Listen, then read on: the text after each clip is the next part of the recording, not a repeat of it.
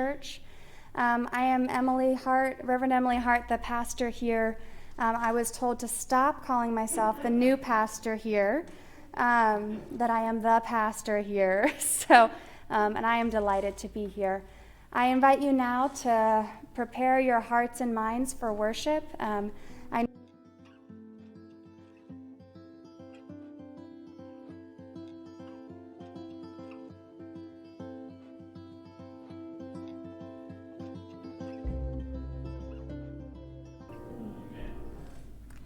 And worship has begun, has it not? Good morning and welcome, whether you are worshiping in the sanctuary with us on our online platforms, either salemumc.live or on the Zoom group or on Facebook or on YouTube, or if you are some random stranger on Twitch, you are very unexpected, but all of you are welcome wherever you are, however you are worshiping. And I ask that as you enter into this space today, you are ready to receive something new from God. Whether you've known God a long time or you're just meeting God today, there is room for God to do something new within you. We're going to open with some quick announcements. The most important one, I would argue, is next week, the Sunday after Thanksgiving. There is no in-person service here. You will show up to a locked building because our bishop has decided to do something really cool and beautiful. Our bishop and her cabinet have made an online worship experience for all of the churches in the Baltimore-Washington Conference, and anyone else who chooses to participate, that will be on our Facebook channel, YouTube, Salem UMC Live. I think it'll be on Salem UMC Live, but it'll be just about everywhere I can get it at the normal time. But the goal was for the bishop to recognize the pastors and staff and volunteers who have been kind of going, and she wanted to give us a chance to rest and worship too.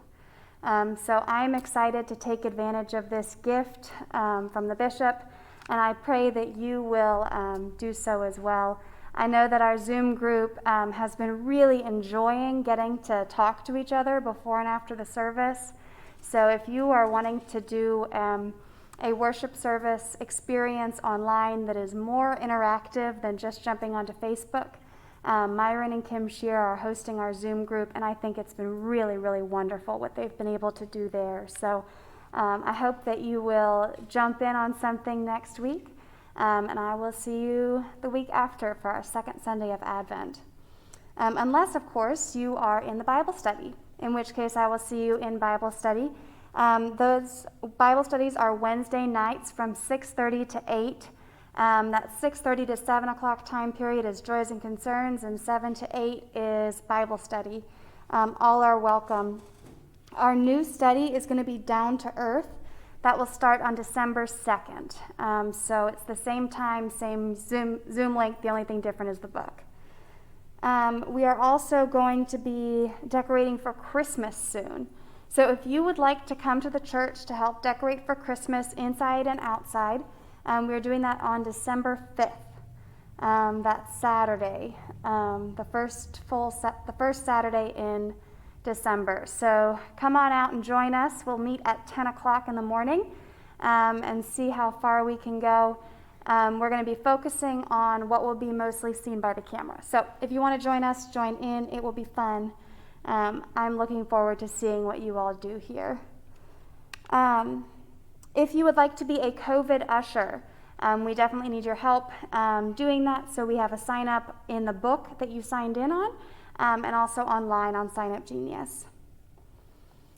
You may have seen the video that I posted this week about any updates to our COVID preparations based on the government's new information and new requests that churches and other groups reduce their size. Because we are already way below everyone's maximum of 25, we are going to continue worshiping in person. If something changes, you all will be the first to know. But for now, we do think that we are okay. And if you want more information on that, you can check out the video where my dog Teddy helps me to explain all the new regulations. So if you want to see Teddy explaining COVID, it's a great video to watch. Those are my announcements. And now I would invite you to continue to worship by being in prayer. Let us pray. God, we ask that you would continue to do new things in us for when we are tired, for when we are at peace, for when we feel that you are far off. We ask that you would bring us alive here today. Help us to recognize your presence. Help us to feel you within us. Amen. And now, as we've done, we're going to worship with our bodies and invite God to join us in worship by opening our arms wide to invite God in. You can stand or sit as you feel able. And bring your hands to your heart in a sense of gratitude. And we'll move on. We'll open our arms wide to welcome God in. We'll bring our hands to our heart to express our gratitude. And we'll bow to be humble before God. And as we come up, we welcome God again. And we are grateful to God again. And we bow to be humble because we need to do this again and again and again. And as we come up, we will add on. So we welcome God in. And we are grateful for God's eternal response. And we bow to be humble. And as we come up, we twist to the right to acknowledge our sins. And we twist to the left to ask God to make us new. Now all together 3 times, we welcome God in. And we are grateful for God's response. And we bow to be humble. We twist to the right to acknowledge our sins, and we all have them. And we twist to the left to ask to be made new. 2 more times at the pace of your breath.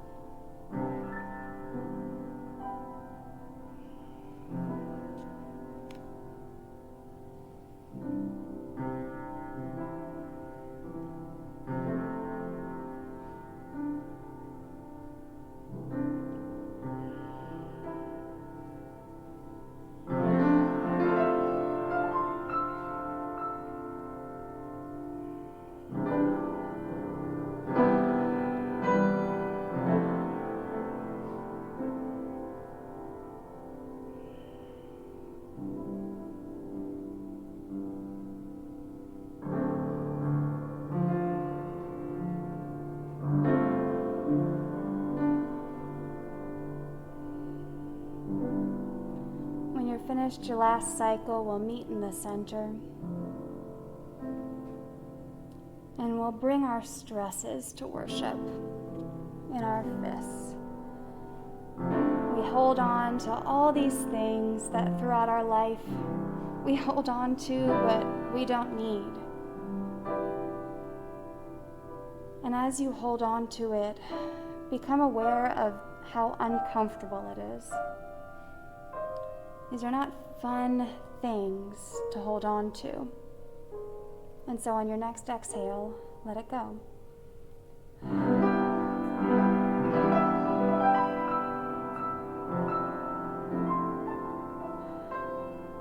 And we'll do it 2 more times. We'll hold on to the things that are just too much. The things that either pulled you to worship because you wanted to get rid of it, or the things that make it hard for you to worship in your day-to-day life, and become uncomfortable. You don't need that today, so let go and give it to God.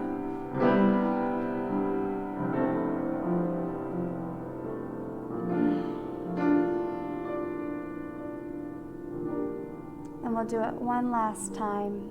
As we come into God's presence, sometimes we need to let go of these things. I'm not saying they're going to be gone forever. They might not be gone when you walk back out the building. But for this hour, let God hold them. So grab onto them.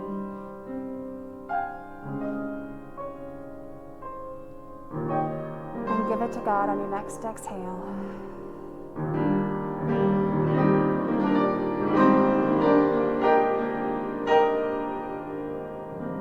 God, we ask that you would take from us the things that are barriers between us and you. Take from us the things that prevent us from knowing you. Take from us the things that distract us from you. And God, be with us. Be with us. Be with us. Help us to be with you. Amen.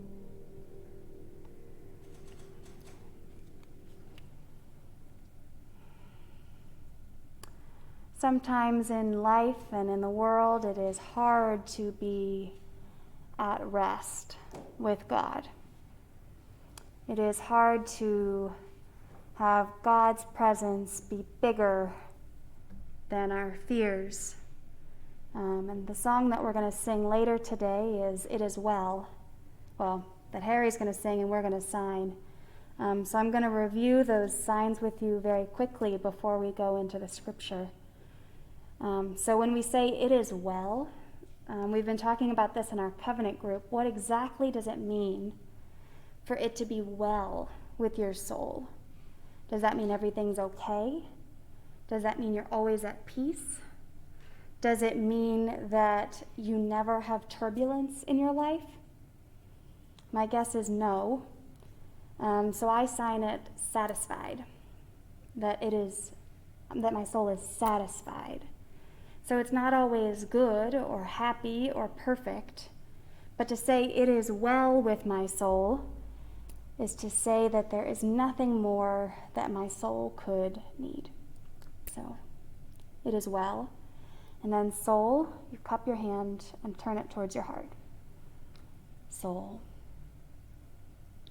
Soul. And then peace. Clasp your hands in front of you. This. And then slide them down away from you. Peace. Peace. Peace. And then in me, I forget exactly what I was going to do for that. I might change this later, but for now we're going to do this, in me. So you're going to make your hand a C, your non-dominant hand a C, and lay that on your body. Your other hand is big. You're going to think about taking everything and putting it inside. So you're stuffing it inside this receptacle in your heart, right? So you think of God coming in you. So you say, God, come in me. In me. All right, so with that, let us ask for God to help us to understand the scripture, because we can't do it alone. So let us pray. God, you know, we don't know. When we think we know, sometimes we're crazy about it. Help us to know. Help us to be with you. Help us to have your wisdom in us, that we would be people who could read your word and know you. Amen.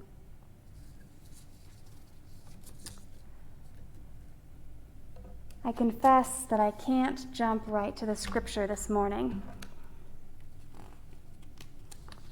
To be totally honest, I am tired. I am tired, and I am getting more tired. I am tired of division. I am tired of hatred. I am tired of wondering about my news sources of all things. I am tired. And mostly, I am tired of the coronavirus. Truly. I am tired of needing to evaluate information from experts to see if it applies to me specifically, if it applies to this church specifically, if it applies to my 4-person Thanksgiving plans or only to 15-person Thanksgiving plans, if it applies to churches, period, or only to ones seating 50 or more during the pandemic. I am tired of wondering who does and doesn't wear a mask and if it's a political statement, inattention, or an unseen medical condition. It all makes me so tired. We are not built to remake the same decisions again and again and again. From what I understand of the brain, it is wired to classify situations, places, and people to reduce decision fatigue. This is how we know who our friends are. This is how we know what it means to be in a church. The mental effort that it takes to remake these decisions is incredible because we often aren't aware of having made them in the first place. This is part of how we get racism, in and out groups, even clubs with behavior codes.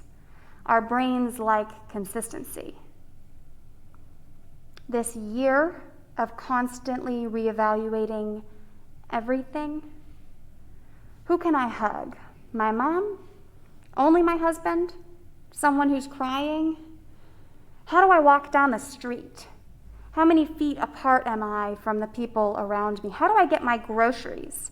Do I go in and follow the cumbersome route of going up and down every single aisle? Or do I spend extra money and order online? How long can my budget sustain something like that? And on top of that, what is all of this technology?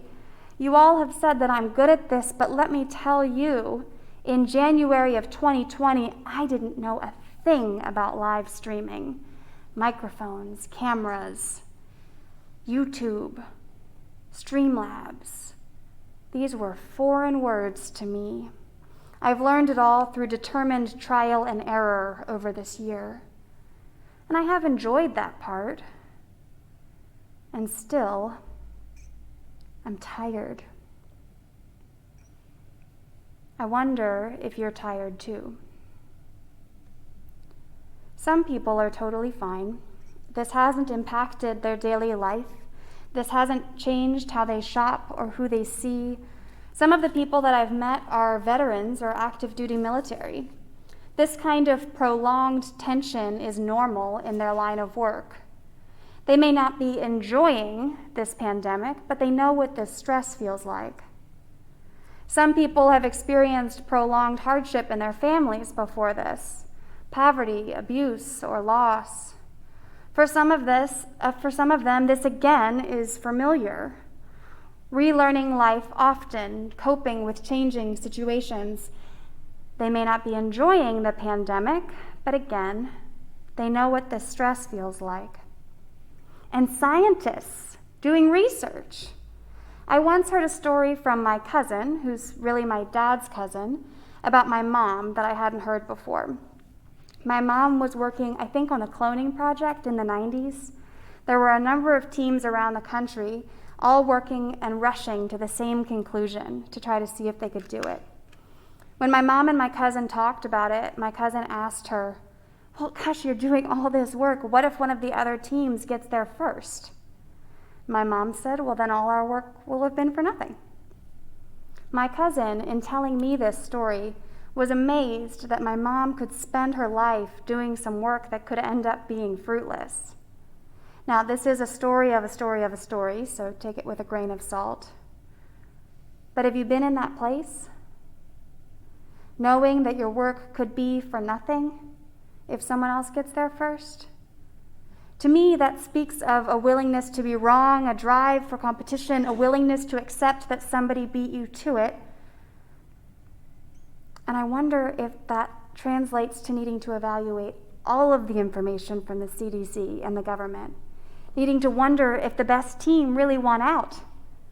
I wonder if that means that maybe you're tired partially because you have the skills to evaluate and second guess all the research coming at us. Right now, it's not just in labs, it's in our homes.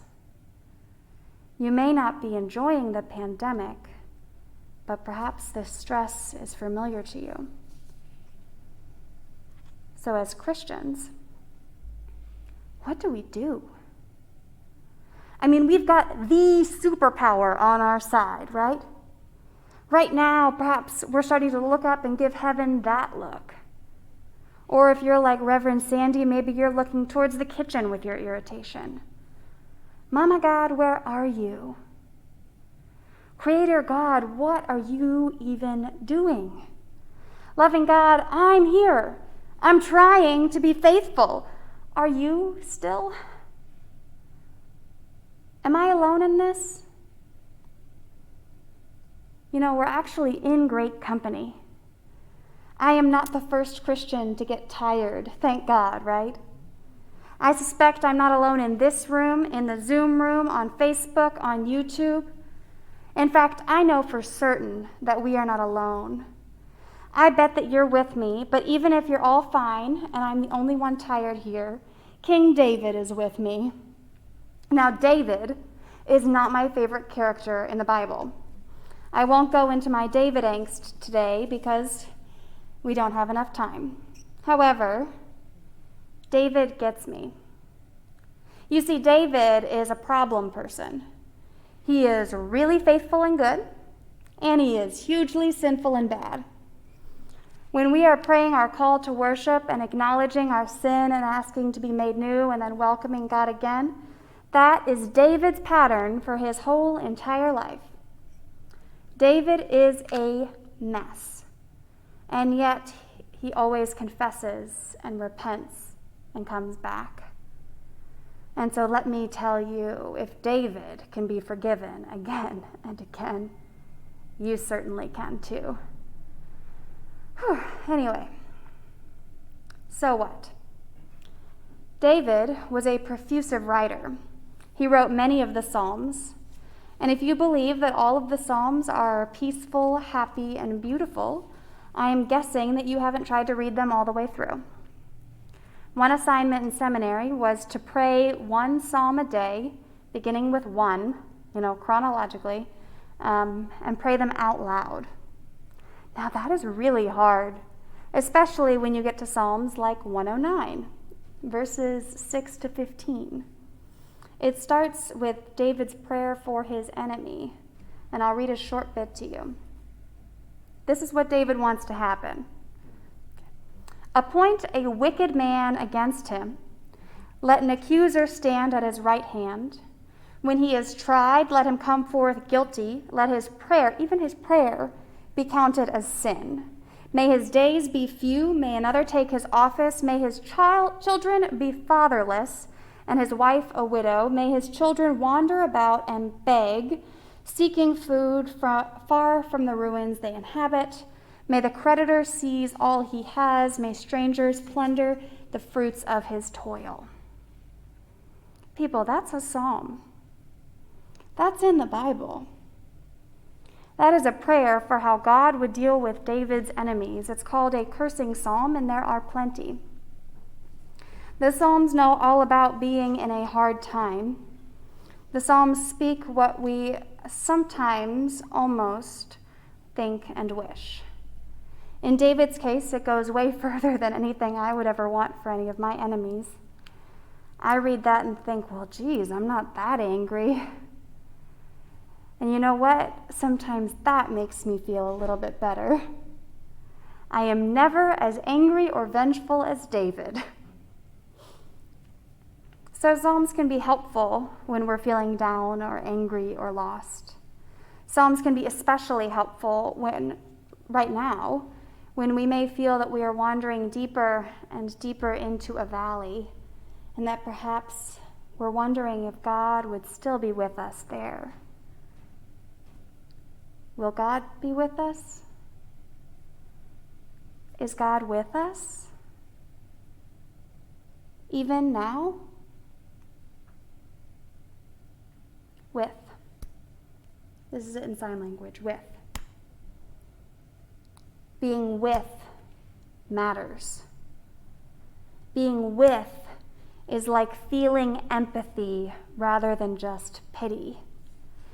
Being with is when your friend's husband dies and you go over to do chores. You don't sit down to explain how to feel better. You get up and you clean the dishes, wash the sheets, maybe even clean the toilets. You are with them. Being with is when your friend is getting evicted for missing rent because of a layoff. You don't just offer prayer. You go with them to the rental office and try to hold their hand while they work out a deal. Being with is what I've heard so much about from this church. I've heard about the ways that you have held each other in tough times, the way that you've shown up to go above and beyond the practical details in the midst of a tragedy. I believe this church knows a lot about witness, and that is such good news. What a blessing for me, and hopefully for you, to be part of a church that gets it. Witness, of course, is the way that God loves. So what a blessing that you all already have ideas about what this means and how to do it. Did you know that witness seems to be the primary way that God seems to love us? Not so much with miracles, although those happen too. More often, we see God show up in God's extraordinary desire to be with the people, no matter what they are experiencing, for better and for worse.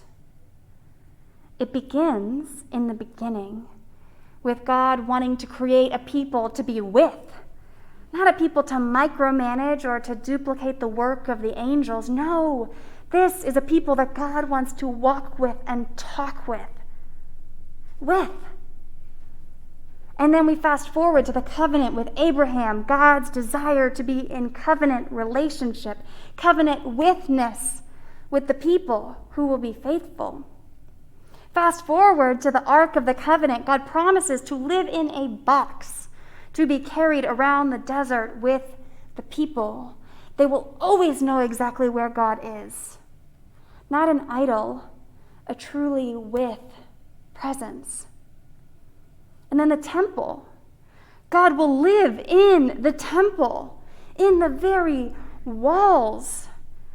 I doubt that God truly limited God's self to living within the walls, but God promised to always be there when called. And to this day, people will pray pressed up against the walls of that temple, whispering prayers in the only remaining wall that only God can hear, to tack bits of paper into the grooves that have prayers written on them in the hopes that God would listen to the deepest desires of their hearts, carried across towns and countries and continents to be with God. This is a God who will go to any lengths to be with God's people.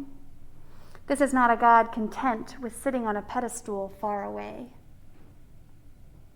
And so finally, God could not take it anymore, could not take the separation, even that small separation between the walls and our hands. And we are constantly pushing and pulling against God's witness.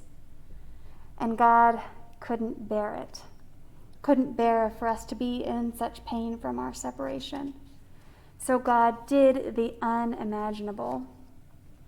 God became Emmanuel, God with us, God even within us. So God took on flesh to become fully human and fully God, so that God could be with us, in us, through us, forevermore. The fully with God. not just a witness from afar, a witness from within.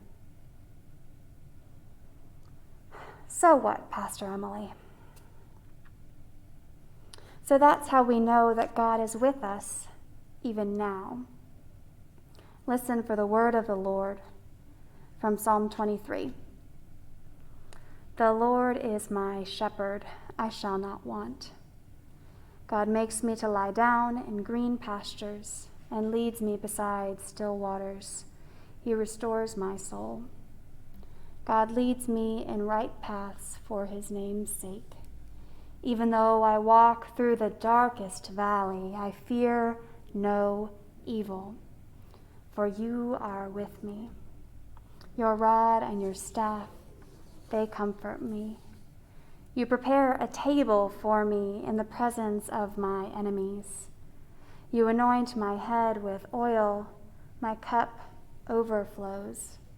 Surely goodness and mercy will follow me all the days of my life, and I shall dwell in the house of the Lord my whole life long. This is the word of the Lord. And it is also another psalm of David. What a different feeling. This is one that we use to comfort each other in times of loss, comfort in hardship. This is one used so often that I heard you reciting it, and I bet even now you have the King James Version perhaps rolling through your head. Yea, though I walk through the valley of the shadow of death, I shall fear no evil. And while this is a psalm of comfort, I sometimes wonder if we skip over the darkest valley bit and the in the presence of my enemies part. You see, this is certainly a prayer and a poem for hard times, but it is not a promise for easier times ahead and rescue. It says that goodness and mercy shall follow me. It says that God is leading, but it never promises that David wins that battle or escapes that valley. The only promise is witness. I shall dwell in the house of the Lord forever. Because God is with us, God's rod and staff can comfort us. You see, these are not long instruments, only slightly longer than a long shovel. God can protect and comfort us with these things because God stays in that valley. God even stays on the front lines. God and David do something rather foolish. God sets up a table for David in the presence of David's enemies. Now, I always picture this as if it's on the front lines of a war. Can you imagine the enemy soldiers actually putting down their weapons to admire this insane dinner party in the midst of a battle? Maybe I'm misreading it. Maybe it's more like a contentious business dinner, not a war. Perhaps God prepares a table and anoints David to show his favor. But David is still surrounded by enemies. God doesn't erase the problems. God just shows up and becomes more significant than the problems. God's witness lets us keep going, keep walking, keep hoping. And that's what we are called to do now. We are tired, yes, but God is with us. God is not watching us descend into the valley. God is hiking with us and is even in the lead. God is marching ahead, looking out for pitfalls and warning us as much as God can. God is not the rear guard. God is the vanguard. You are not alone. Coronavirus is a mystery. It's been 9 months, and we don't really know where we are in this journey. We don't know if we've just begun or if there are miles to go. What I can promise you is that God will not leave you for a single second. The way that you have been there for your neighbors, your church family, your friends, well, we We are God's hands and feet in the world. Often God uses our love for each other to express God's love for us. When you are caring for each other, that is actually being a co-worker with God in loving the world. Imagine that. Co-working, co-creating, co-caring with the first worker, the ultimate creator, the best carer. If you are tired, as I am, then listen, serve, give, love, care, make a difference.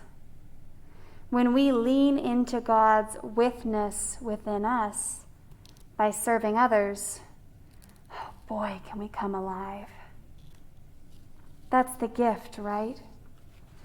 The first part is that God would be with us. The second is that in being with others, we get to show up in God's witness for them. What can we do here for COVID relief? Who needs extra love here? How can Salem UMC be with them? As I said, I've been told to stop saying that I'm the new pastor here, but I feel new. I don't know who needs help. I don't know how we can lean into our community here. We are doing amazing work with our Thanksgiving baskets, the Christmas gifts for the children, and I imagine we're going to do just as much for the Christmas baskets, which are coming around the corner. We respond strongly and quickly, and it makes me wonder if there are other opportunities that we need to share God's witness with this world. I want you to pray about it and get back to me. If we have to sit back and not hug each other and not be able to do anything to make a difference, I don't know how we'll make it. So what if our love for God and our desire to share God's witness with the world becomes bigger than our exhaustion? What if small acts of sharing God's witness is what it will take to wake us up? I'm willing to try. Amen.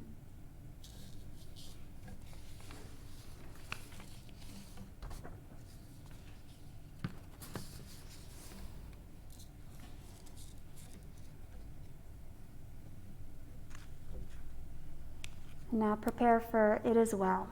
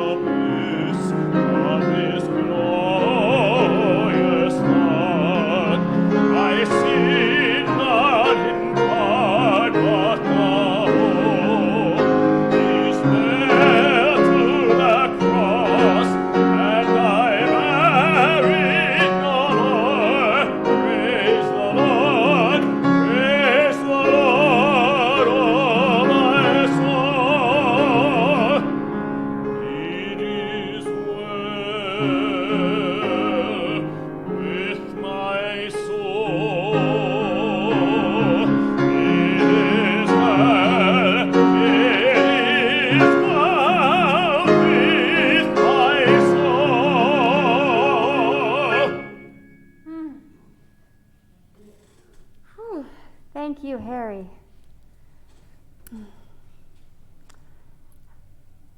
Now we have an opportunity to lift up our prayers before each other in our community. Today, I'm going to ask you to go kind of slowly so I have time to write them all down, because we actually do, you all know this probably more than I do, but this list will go to our prayer group and it will be prayed for until you tell us to stop. So we are very, very committed and dedicated to praying. So I have 3 on my list already, all from Mary Ellen Eaton. One is for Linda Peterson, who had a stroke and is having a very hard recovery. Another is for Joanne, her niece, who lives in West Virginia and is currently in the hospital with a C. diff infection, and they're having some trouble helping her to heal. And then the third is for James Parsons, who is Joanne's father, and he is having issues with his lungs. So please be in prayer for those 3. How else can we be praying for our community? Viv has eye surgery tomorrow. So Viv has eye surgery tomorrow.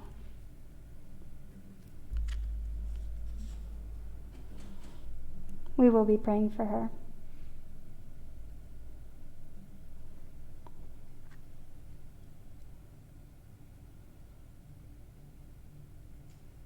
I believe Bill is already on the list, but he's back in the hospital. Bill is back in the hospital.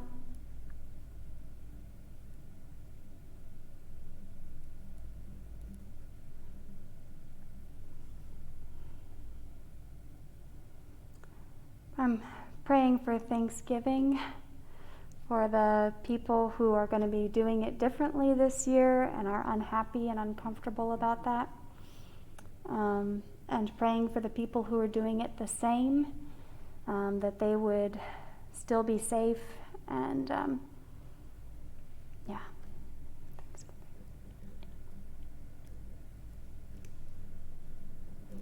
And prayers for all the people who are on our online platforms.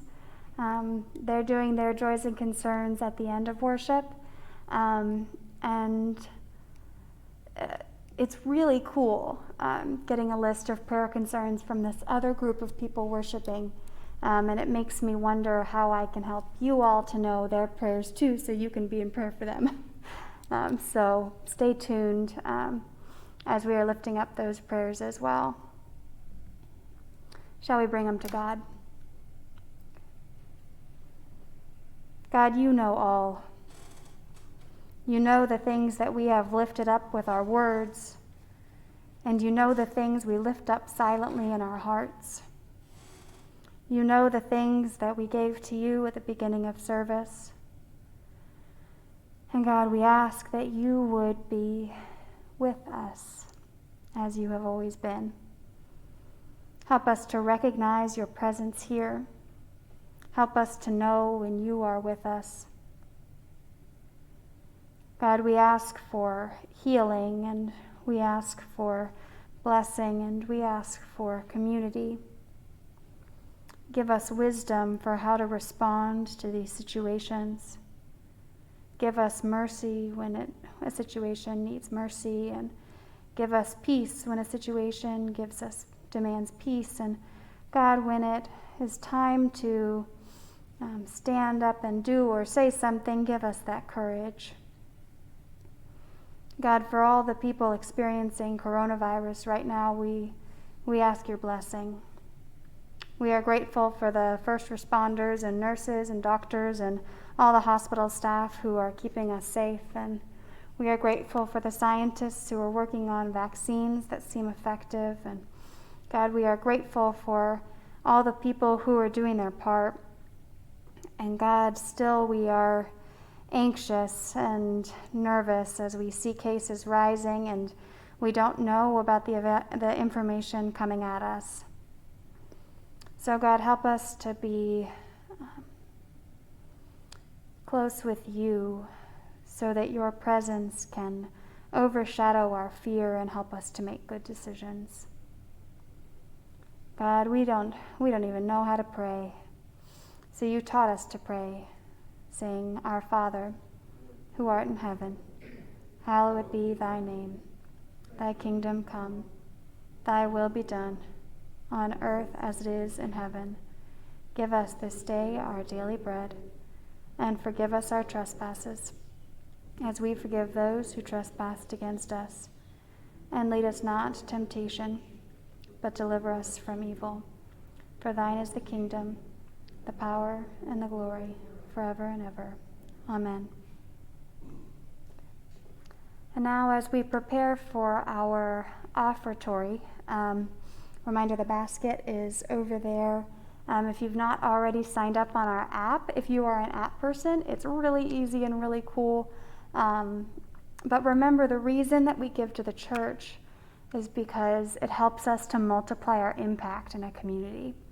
So if you want to know how Salem is using your part of the impact, talk to us and we'll walk you through what we're doing. And hopefully we'll have some information from the leadership team soon, a message to everybody. I forgot to announce the town hall. We're going to be having a town hall meeting. Sorry to jump into this, but a town hall on Zoom with the leadership team and the church so that you can find out what we're doing, we can tell you what we're doing. And that is on December. I'll let you know by the end of worship. I have it written down and I can't look at it right now, but prepare your hearts and minds and think about why you would give. What can you give? How can you be giving to God in this time?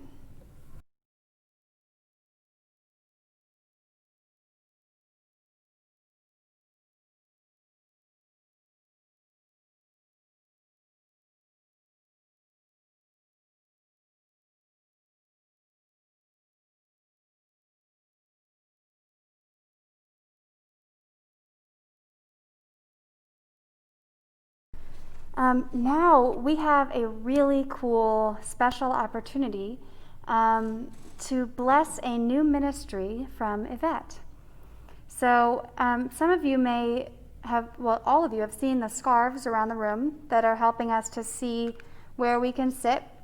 Yvette was a big part of crocheting those, and then she got so excited about being able to help that she went ahead and started a whole new program where she is knitting scarves or crocheting scarves to be given to people who are homeless or formerly homeless. And so she had asked if I would bless these scarves. Yvette, will you come forward and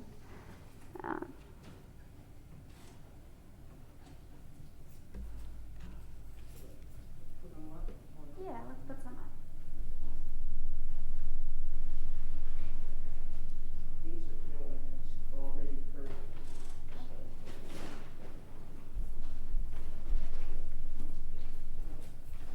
Yeah, all the way up. I'll just put it up. Oh my gosh. Look at these. No, Yvette, you stay up here too. Yeah, we're blessing you too. Look at these. Gosh, this is beautiful workmanship. Okay. So I'm going to just put a couple up so you can see them.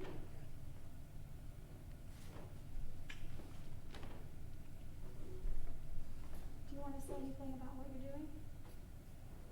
Sure. I'm more. There's a microphone. All right. Good morning, everyone. She touched on a lot of things about how the community may be struggling because of this COVID. And before this, I was pet sitting, and so that helped me with my income. I'm on Social Security disability, so the shopping and having to shop online has also impacted my income, and I make more than the women who are in the housing that I am. I live in housing unlimited for women or people with mental illnesses. And so when Reverend Emily asked me to do or us, Joanne Keister and Carl Roberts, to do these dividers, I thought about the women that were in the housing that I am in. So I started crocheting the scarves, and when I did pet sit, I was given and also with the pet sitting payment, I was given gift cards and cash cards and gas cards. And Mary Ellen, she helped me from the day I became disabled, which was 11 years ago. She helped me with housing and food and everything. So I have been shown Christianity through that. So what I want to do is give by Christmas 3 scarves to one house, because most of the houses that I've lived in had 3 tenants per house. So I figured I would give 3 women a scarf and plus a $50 gift card. I have been helped, thank God, with the increase in food stamps that they give. So again, I just want to help those that are less fortunate than I am. So thank you. Oh, and what I'm doing is, so with each scarf that I sell, in the range from 15 to 25, 15, 20, 25, $5 of that will go again to the gift cards and more scarves that I can make to give to the women. So thank you. Thank you very much. Right. So will you join me in praying over Yvette and these scarves and this ministry? I promise you, I didn't plan this, that the sermon and Yvette's ministry would tie together. I woke up yesterday and tossed out the worship service I'd planned because I felt I needed to talk about the exhaustion, and then later that same day, Yvette asked if we could bless these scarves. So I think God has some hand in this, just my suspicion. But let us pray. God, we thank you for our sister Yvette. We thank you for her willingness to help people who need it, her eyes to see the problems, and her hands to find a solution. God, we ask that you will help her to be steadfast in this mission, to have her heart be filled as she is helping, and to find ways to be helping her community. What a blessing, oh God. We thank you that you have helped us to put these pieces together this morning into a whole. And for these scarves, God, we ask that they would be a blessing to those who receive it, that as they wrap themselves in them and feel the warmth, they will feel the warmth of your love. That as with our prayer shawls, when they are within them, they know that you are with them, as you have always been. We thank you, God, that you give us tangible symbols of your love. You don't need to do it, but we sometimes need it, so we thank you. We ask that the women and men and people who receive these would have a chance to make next year better and more stable, that as Yvette's witness with you is spread to them, they would find their own witness with you. God, you are good. Amen. Thank you. Can we leave these here till after the service? I want to leave these up so you can look at them during the postlude. I know we changed the order up here, so it's hard to walk through. So if you would like to be part of that, I'm sure that Yvette would be happy to tell you more about that. I thought she did a great job of not making a plug during worship, but I'll make a plug that you can talk to her after the service. So you may have noticed that I didn't really answer the problem for you with a concrete thing that you can leave here and do. We have this, which, I feel like God kind of put up here, but it's not my job to give you all the answers, and I can't. That's between you and God first. It's between me and God first. So this week, I want you to go forth seeking God's witness and looking for chances to share it. Let me know what you find. So go forth to serve in the name of the Creator and the Sustainer and the Redeemer. Amen.